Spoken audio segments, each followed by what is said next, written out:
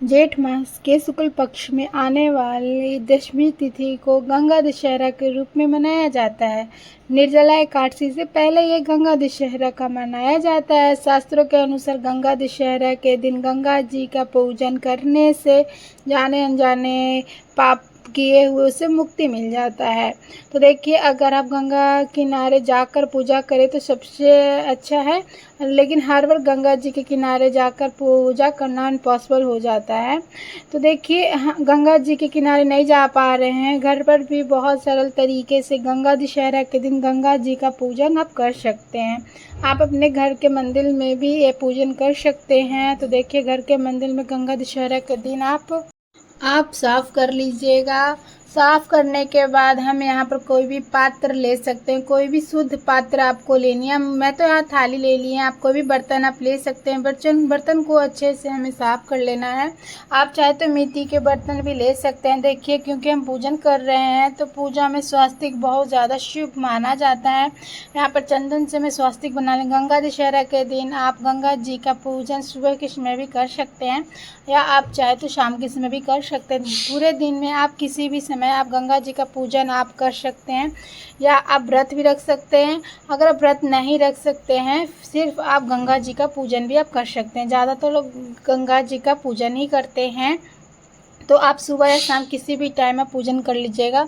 मैंने यहाँ पर थाली ले लिया, थाली में यहाँ पर मैंने स्वस्तिक बना लिया था। उसके बाद हम गंगा जल लेनी है, पितरम गंगा जल बनानी है, यानी कि छोटा रूप गंगा जी का तैयार करेंगे। तो थोड़ा सा गंगा जल ले लेंगे। आप जो गंगा जल है, ये जिस पात्र में आपने गंगा जल लिया उस गंगा जल को आप ये थाली में भी रख सकते हैं, नहीं तो आप इसे बाहर भी रख सकते हैं, क्योंकि जो गंगा जल है उसकी पूजा हम साथ में ही कर लेंगे। तो मैंने यहाँ पर गंगा जल ले लिया था। उसके बाद हम इसमें जल डाल लेंगे, शुद्ध जल इसमें डालना है। जो पात्र आपने लिया है उसे आप शुद्ध जल से यहाँ पर भर लीजिएगा। यहाँ पर मैं कृत्रिम गंगा हमारे यहाँ पर तैयार हो गई हैं। अब हाथ जोड़कर प्रार्थना कर लें, हे गंगा मैया, भाव रूप में आपका पूजन कर रही हूँ या कर रहा हूँ। आप मेरी पूजा को स्वीकार करें और कोई गलती रह जाए उसे क्षमा कर दें। ऐसा संकल्प करने के बाद हम देसी घी का दीपक जला लेंगे। वस्त्र के रूप में हम कलावा या मूली अर्पित कर देंगे। आप चाहे तो साड़ी सूट भी आप चढ़ा सकते हैं। आप 16 श्रृंगार में भी आप श्रृंगार भी सिर्फ चढ़ा सकते हैं। उसके बाद देखिए, रोली से हम तिलक कर लेंगे। गंगा दशहरे का दिन है, 10 अंक का बहुत महत्व होता है, तो आप हो सके तो 10 तिलक आप गंगा तट पर आप ज़रूर कर दीजिएगा। गंगा तट पर आप गए हैं तो वहाँ पर भी आप तिलक कर दीजिए, नहीं तो आप घर पर भी कर रहे हैं तो घर पर भी आप तिलक कर लीजिए। जलहरी को भी कर देंगे तिलक। उसके बाद देखिए, हम यहाँ पर चावल अर्पित कर देंगे। उसके बाद हम तिल भी अर्पित कर देंगे। उसके बाद जब भी गंगा जी का पूजन करें तो जौ आप जरूर समर्पित करेंगे। जौ हम बोने से हमारे सभी कार्य संपन्न हो जाती है और पुण्य फल की प्राप्ति होती है, तो जौ आप जरूर बुन दीजिएगा। तो कहते हैं ना, गंगा जी में जॉब हुए थे। तो इसके बाद देखिए, आप इसके बाद मीठा में कुछ भी आप समर्पित कर सकते हैं। आप मिश्री मैंने अर्पित कर दिया, कोई भी मिठाई है मिठाई समर्पित कर दिया, नहीं तो आप चीनी या बतासे जो भी आपको मिल जाए उस चीज़ को आप अर्पित कर दीजिएगा। इसके बाद फूल अर्पित कर देना है। इसके साथ ही गंगा जी में दूध समर्पित करिएगा। देखिए, एक दीपक हमने गंगा जी का तट पर दीपक जला दिया था। गंगा दीपदान के लिए गंगा जी के अंदर भी दीपदान करते हैं। इसके लिए आप चाहे तो यहाँ पर शंकर जी, अगर आपके पास शिवलिंग है तो उनको भी यहाँ पर वैसे ही रखकर गंगा जी के साथ में पूजन आप कर सकते हैं, नहीं तो फोटो को भी आप यहाँ पर पूजन कर सकते हैं। शिव परिवार की पूरा फैमिली को पूजा पाठ कर सकते हैं, नहीं तो आप मिट्टी का भी शिवलिंग बनाकर यहाँ पर आप पूजन कर सकते हैं। बाद में विसर्जन कैसे करनी है वो भी मैं आपको लास्ट में बता दूंगी। तो यहाँ पर गंगा दीप दान करने के लिए, गंगा जी के अंदर दीप दान करने के लिए, उसके लिए आप चाहे तो पीपल के जो टोने आते हैं उसमें भी दीपक जला सकते हैं, या कोई भी आप पत्ते ले लीजिएगा, पत्ते पर भी आप दीपक जला सकते हैं। दीपकों में तिलक यहाँ पर कर लेंगे। उसके बाद देखिए, इसमें चावल अर्पित कर देंगे, थोड़ा सा भोग या चीनी या मीठा कुछ भी समर्पित कर सकते हैं। ये दिया हमें जलाकर हमें गंगा जी में प्रवाहित करनी है। यहाँ पर देखिए, मैंने 2 ही दिया जलाई है। आप कितने भी दीपक आप जला सकते हैं, 5, 7, 9, 10 जितने भी आप दीपदान करना चाहते हो वो भी आप दिए बना लीजिएगा। किसी थाली में रखकर उनको जलाएगा। फिर मैंने यहाँ पर तो 2 दिया मैंने यहाँ पर रखकर हाथ में जला लिया है। आप ज़्यादा दीपक जला रहे हैं तो किसी थाली में रखकर ही आप दीपक को जला लीजिएगा। उसके बाद देखिए जलते हुए हम गंगा जी में प्रवाहित कर देंगे और हाथ जोड़कर अपनी मनोकामनाओं को भगवान जी से प्रार्थना कर लेंगे गंगा जी से। इस तरीक़ा से गंगा दीपदान करनी है। आप घर पर बहुत आसानी से दीपदान कर सकते हैं, क्योंकि पूजा जो होती है भाव की होती है। फिर हम धूप दीप यहाँ पर प्रेम पूर्वक दिखा लेंगे। और देखिए यहाँ पर उसके बाद अगर व्रत आपने किया है तो आप जौ हाथ में लेकर कथा सुन लीजिएगा। अगर आप व्रत नहीं भी किया है तो इस पार्ट को स्किप भी कर सकते हैं। इसके बाद देखिए हम दक्षिणा चढ़ाएंगे।